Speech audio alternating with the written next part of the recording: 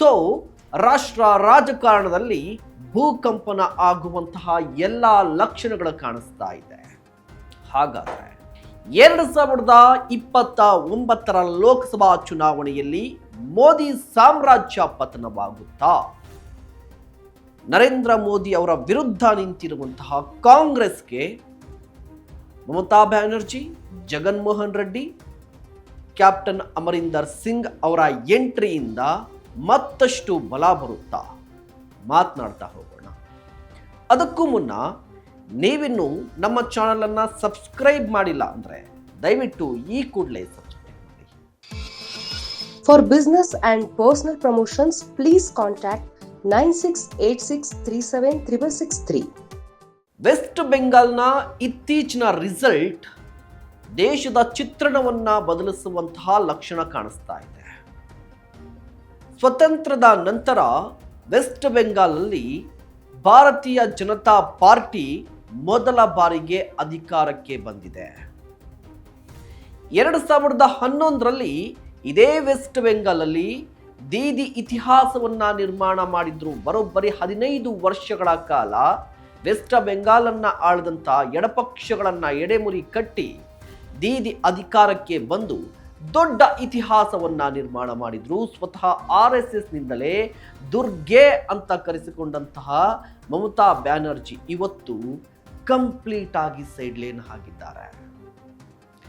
ಇಡೀ ವೆಸ್ಟ್ ಬೆಂಗಾಲಲ್ಲಿ ತಮ್ಮ ಆಳ್ವಿಕೆಯ ಮೂಲಕ ದೇಶದ ಚಿತ್ತವನ್ನ ಕದ್ದಂತಹ ಮಮತಾ ಬ್ಯಾನರ್ಜಿ ಇವತ್ತು ಶಾಸಕಿಯೂ ಕೂಡ ಅಲ್ಲ.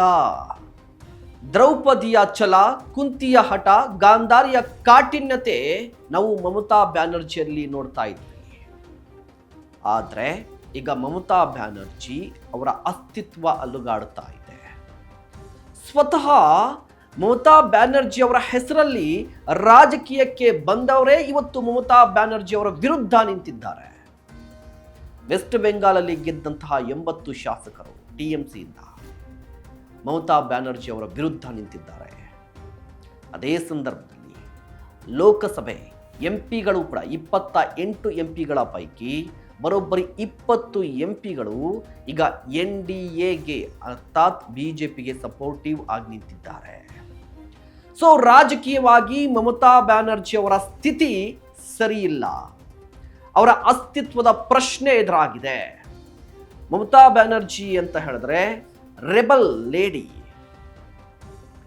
ಈ ಹಿಂದೆ ಕಾಂಗ್ರೆಸ್ನಲ್ಲಿ ಇದ್ದಂತಹ ಮಮತಾ ಬ್ಯಾನರ್ಜಿ ಅವರು ಪ್ರಣವ್ ಮುಖರ್ಜಿ ಅವರ ಕಾರಣಕ್ಕಾಗಿ ಕಾಂಗ್ರೆಸ್ ವಿರುದ್ಧ ನಿಂತು ಪ್ರಾದೇಶಿಕ ಪಕ್ಷವನ್ನ ಕಟ್ಟಿ ಮುಖ್ಯಮಂತ್ರಿಯಾಗಿ ಈಗ ಸೋತು ಸುಣ್ಣ ಆಗಿದ್ದಾರೆ. ಸೊ ಮಮತಾ ಬ್ಯಾನರ್ಜಿ ಅವರು ಮುಂದೇನು ಮಾಡ್ತಾರೆ? ಒಂದು ಕಡೆ ದೇಶದಾದ್ಯಂತ ನರೇಂದ್ರ ಮೋದಿ ಅವರ ಹವಾ, RSS ಸಂಘಟನೆ ಇದ್ದ ಅಧಿಕಾರವೂ ಹೋಗಿದೆ. ಜೊತೆಯಲ್ಲಿದ್ದಂತಹ ಶಾಸಕರು ಎಂಪಿಗಳು ಕೂಡ ದೂರ ಹೋಗ್ತಾ ಇದ್ದಾರೆ. TMC ಕಂಪ್ಲೀಟ್ ಆಗಿ ಮಮತಾ ಬ್ಯಾನರ್ಜಿ ಅವರ ಕೈ ತಪ್ಪಿ ಹೋಗಿದೆ. ಇಂತಹ ಸಂದರ್ಭದಲ್ಲಿ ಮಮತಾ ಬ್ಯಾನರ್ಜಿ ಏನು ಮಾಡ್ತಾರೆ? ವಾಟ್ ನೆಕ್ಸ್ಟ್ ಅಂತ ಬಂದಾಗ ಕಳೆದ 3 ದಿನಗಳಿಂದ ಒಂದು ಸುದ್ದಿ ಹರಿದಾಡ್ತಾ ಇದೆ. ರಾಜಕೀಯ ಪಡಸಾಲೆಯಲ್ಲಿ ರಾಜಕೀಯದ ಬಗ್ಗೆ ಇಂಟ್ರೆಸ್ಟ್ ಇರುವಂತಹ ವ್ಯಕ್ತಿಗಳು, ಪಂಡಿತರು, ಜ್ಞಾನಿಗಳು ಅಥವಾ ರಾಜಕೀಯವನ್ನು ತುಂಬಾ ಹತ್ತಿರ ನೋಡಿರುವಂತಹ ಜನರು, ರಾಜಕೀಯವನ್ನು ಪಾಠವಾಗಿ ನೋಡ್ತಾ ಇರುವಂತಹ ವಿದ್ಯಾರ್ಥಿಗಳು ಕೂಡ ಒಂದು ಬೆಳವಣಿಗೆಯನ್ನ ಗಮನಿಸ್ತಾ ಇದ್ದಾರೆ. ಆ ಬೆಳವಣಿಗೆ ಏನು ಅಂತ ಹೇಳಿದ್ರೆ ಮಮತಾ ಬ್ಯಾನರ್ಜಿ ಕಾಂಗ್ರೆಸ್ಗೆ ಗರ್ವಾಭಿಯಾಗುವ ಲಕ್ಷಣಗಳು ಇದೆ ಅಂತ. ಮಮತಾ ಬ್ಯಾನರ್ಜಿ ಅವರ ನಡೆಯೂ ಕೂಡ ಅದೇ ರೀತಿಯಾಗಿದೆ. ಸೋನಿಯಾ ಗಾಂಧಿ ಅವರು ಮಮತಾ ಬ್ಯಾನರ್ಜಿ ಅವರಿಗೆ ಕರೆ ಮಾಡಿದ್ದಾರಂತೆ. ಕರೆ ಮಾಡಿ ಒಂದು ಆಫರ್ ಕೊಟ್ಟಿದ್ದಾರೆ. ಆಫರ್ ಏನು ಅಂತ ಹೇಳಿದ್ರೆ TMCಯನ್ನ ಕಾಂಗ್ರೆಸ್ ಜೊತೆ ಮರ್ಜ್ ಮಾಡೋದು, ಜೊತೆಗೆ ಮಮತಾ ಬ್ಯಾನರ್ಜಿ ಅವರಿಗೆ ರಾಷ್ಟ್ರೀಯ ಕಾಂಗ್ರೆಸ್ನ ಉಪಾಧ್ಯಕ್ಷರ ಹುದ್ದೆಯನ್ನ ಕೊಡೋದು. ಸೊ ಈ ಆಫರ್ ಕೊಟ್ಟಿದ್ದಾರಂತೆ ಸೋನಿಯಾ ಗಾಂಧಿ ಅವರು. ನಾಳೆನೋ ಅಥವಾ ನಾಡಿದ್ದು ಮಮತಾ ಬ್ಯಾನರ್ಜಿ ಅವರು ಮತ್ತೊಮ್ಮೆ ಕಾಂಗ್ರೆಸ್ಗೆ ಬರ್ತಾರೆ, TMCಯನ್ನ ಮರ್ಜ್ ಮಾಡ್ತಾರೆ ಅಂತ ಸುದ್ದಿ ಇದೆ. ಸೊ ಇಷ್ಟು ದಿನಗಳ ಕಾಲ ಒಂದು ನರೇಟಿವಿಟಿ ಬಿಲ್ಡ್ ಆಗ್ತಾ ಇತ್ತು ದೇಶದಾದ್ಯಂತ. ವೆಸ್ಟ್ ಬೆಂಗಾಲ್ ಅಂತ ಹೇಳಿದ್ರೆ ಮಮತಾ ಬ್ಯಾನರ್ಜಿ ಅವರು ನೆನಪಾಗ್ತಾ ಇದ್ರು. ಮಮತಾ ಬ್ಯಾನರ್ಜಿ ಅವರು ನರೇಂದ್ರ ಮೋದಿ ಅವರನ್ನ ನೇರವಾಗಿ ಟೀಕೆ ಮಾಡ್ತಾ ಇದ್ರು. ಮುಂದೊಂದು ದಿನ ಮಮತಾ ಬ್ಯಾನರ್ಜಿ PM ಆಗ್ತಾರೆ ಅಂತ ಅವರ ಅಭಿಮಾನಿಗಳು ಹೇಳ್ತಾ ಇದ್ರು. ಸೊ ನರೇಂದ್ರ ಮೋದಿ ಅವರನ್ನ ನೇರವಾಗಿ ಟೀಕೆ ಮಾಡ್ತಾ ಇದ್ದಂತ ಮಮತಾ ಬ್ಯಾನರ್ಜಿ ಅವರು ಈಗ ಕಾಂಗ್ರೆಸ್ಗೆ ಬರೋದು ಕಾಂಗ್ರೆಸ್ಗೆ ಪ್ಲಸ್ ಆಗುತ್ತೆ ಅಂತ ವಿಶ್ಲೇಷಣೆ. ಅದೇ ಸಂದರ್ಭದಲ್ಲಿ ನಮ್ಮ ದಕ್ಷಿಣಕ್ಕೆ ಬರೋದಾದ್ರೆ ಆಂಧ್ರ ಪ್ರದೇಶ ವಿಭಜನೆ ಆದ ನಂತರ ಜಗನ್ಮೋಹನ್ ರೆಡ್ಡಿ ಅವರು CM ಆಗಿದ್ರು. YS ರಾಜಶೇಖರ್ ರೆಡ್ಡಿ ಯಾರಿಗ್ ಗೊತ್ತಿಲ್ಲ?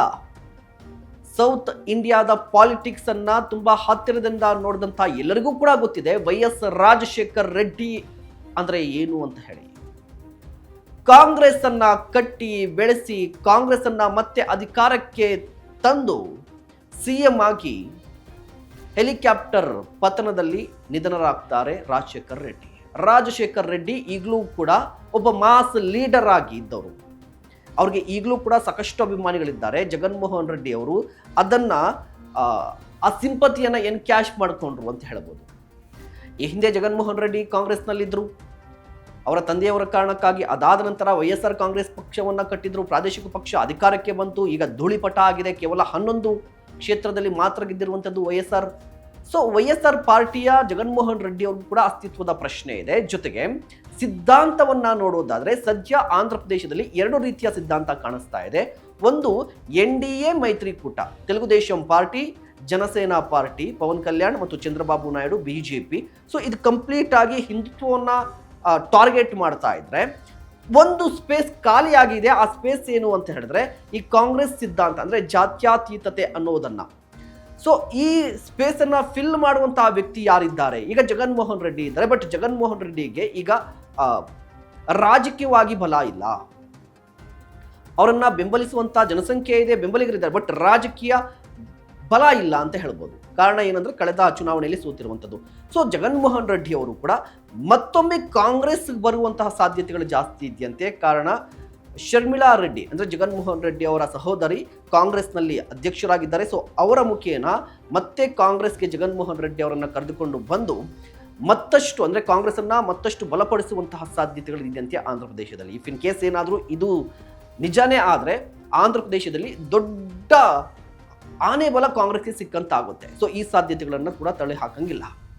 ಇನ್ನ ಸೌತ್ ಇಂದ ಮತ್ತೆ ಈಗ ಪಂಜಾಬ್ ಕಡೆ ಹೋದ್ರೆ ಪಂಜಾಬ್ನ ರಾಜಕೀಯ ಸಿಂಹ ಕ್ಯಾಪ್ಟನ್ ಅಮರಿಂದರ್ ಸಿಂಗ್ ಕಾಂಗ್ರೆಸ್ನಲ್ಲಿ CM ಆಗಿದ್ರು, ಅಧಿಕಾರವನ್ನು ಅನುಭವಿಸಿದ್ರು.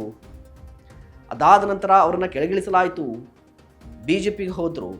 BJPಗೆ ಹೋದ್ರೂ ಕೂಡ ಅವರು ಗಾಂಧಿ ಕುಟುಂಬದ ಬಗ್ಗೆ ಇತ್ತೀಚೆಗೆ ಸಾಫ್ಟ್ ಕಾರ್ನರ್ ಅಥವಾ ಒಳ್ಳೆ ಅಭಿಪ್ರಾಯವನ್ನು ವ್ಯಕ್ತಪಡಿಸ್ತಾ ಇದ್ದಾರೆ. BJPಲಿ ಇದ್ರೂ ಕೂಡ ರಾಹುಲ್ ಗಾಂಧಿ ಬಗ್ಗೆ ಮಾತನಾಡ್ತಾರೆ, ರಾಜೀವ್ ಗಾಂಧಿ ಬಗ್ಗೆ ಮಾತನಾಡ್ತಾರೆ, ಸೋನಿಯಾ ಗಾಂಧಿ ಬಗ್ಗೆ ಮಾತನಾಡ್ತಾರೆ, ಮೆಚ್ಚುಗೆ ಮಾತುಗಳನ್ನು ಆಡ್ತಾ ಇದ್ದಾರೆ. ಸೊ ಅವರು ಕೂಡ ಮತ್ತೆ ಕಾಂಗ್ರೆಸ್ಗೆ ಬರುವ ಸಾಧ್ಯತೆಗಳಿದೆ ಅಂತ ಹೇಳಲಾಗ್ತಾ ಇದೆ.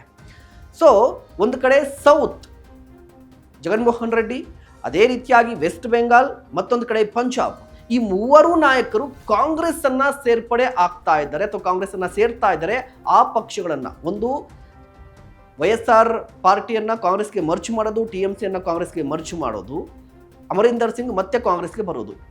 ಈ ಸಾಧ್ಯತೆಗಳ ಬಗ್ಗೆ ಮಾತನಾಡ್ತಾ ಇದ್ದಾರೆ, ಚರ್ಚೆ ಆಗ್ತಾ ಇದೆ. ಇಫ್ ಇನ್ ಕೇಸ್ ಇವರೆಲ್ಲರೂ ಕೂಡ ಕಾಂಗ್ರೆಸ್ ಅನ್ನ ಸೇರ್ಪಡೆ ಆಗಿದ್ದೆ ಆದ್ರೆ ಮುಂದಿನ ದೇಶದ ರಾಜಕೀಯ ಚಿತ್ರಣ ಕೂಡ ಬದಲಾಗುತ್ತೆ. ಕಾರಣ ಈ ನಾಯಕರೇ ಕಾಂಗ್ರೆಸ್ಗೆ ಸೇರ್ಪಡೆ ಆದರೆ ಇನ್ನು ಉಳಿದಿರುವಂತಹ ಒಂದಿಷ್ಟು ಪ್ರಾದೇಶಿಕ ಪಕ್ಷಗಳು ಕೂಡ ಹೆಚ್ಚು ಕಡಿಮೆ 4-5 ಪ್ರಾದೇಶಿಕ ಪಕ್ಷಗಳು ಕಾಂಗ್ರೆಸ್ ಅಲ್ಲಿ ವಿಲೀನ ಆಗುವ ಸಾಧ್ಯತೆಗಳು ಇದೆಯಂತೆ. ಇದೇ ನಿಜ ಆದರೆ 2028ರ ಲೋಕಸಭಾ ಚುನಾವಣೆಯಲ್ಲಿ ಕಾಂಗ್ರೆಸ್ BJPಯನ್ನ ಸೋಲಿಸಬಹುದು ಅಥವಾ BJPಗೆ ತುಂಬಾ ದೊಡ್ಡ ಪೈಪೋಟಿಯನ್ನು ಕೊಡುವ ಸಾಧ್ಯತೆ ಇದೆ. 2024ರ ಲೋಕಸಭಾ ಚುನಾವಣೆಯಲ್ಲಿ ಇಂಡಿ ಮೈತ್ರಿಕೂಟ ಅಂತ ಮಾಡಿಕೊಂಡು ಕಾಂಗ್ರೆಸ್ 99 ಸೀಟ್ಗಳಲ್ಲಿ ಗೆದ್ದದ್ದು BJPಗೆ ದೊಡ್ಡ ಆಘಾತವನ್ನು ಕೊಟ್ಟಿತ್ತು. ಸೊ ಆ ಆಘಾತದಿಂದ BJP ಒಂದಿಷ್ಟು ಪಾಠಗಳನ್ನು ಕಲ್ತಿದೆ. ಬಟ್ ನೆಕ್ಸ್ಟ್ ಎಲೆಕ್ಷನ್ ಅಂತ ಬಂದರೆ ಕಾಂಗ್ರೆಸ್ ಏನಾದರೂ ಗಟ್ಟಿ ಆದರೆ NDAಗೆ ಕಷ್ಟ ಆಗುತ್ತೆ. ನಿಮ್ಗೇನನ್ಸುತ್ತೆ? ದಯವಿಟ್ಟು ಕಮೆಂಟ್ ಮಾಡಿ. ದೀದಿ ಕಾಂಗ್ರೆಸ್ ಸೇರ್ಪಡೆ ಆಗ್ತಾರಾ? ಇಫ್ ಇನ್ ಕೇಸ್ ಏನಾದರೂ ದೀದಿ ಕಾಂಗ್ರೆಸ್ ಕೈ ಹಿಡಿದ್ರೆ ಮುಂದೇನಾಗಬಹುದು? ಕಮೆಂಟ್ ಮಾಡಿ ನಿಮ್ಮ ಅಭಿಪ್ರಾಯವನ್ನು ತಿಳಿಸಿ. ಇಂತಹ ಮತ್ತಷ್ಟು ಕಂಟೆಂಟ್ಗಾಗಿ ನೋಡ್ತಾ ಇರಿ ಸುಮನ್ TV ಕನ್ನಡ.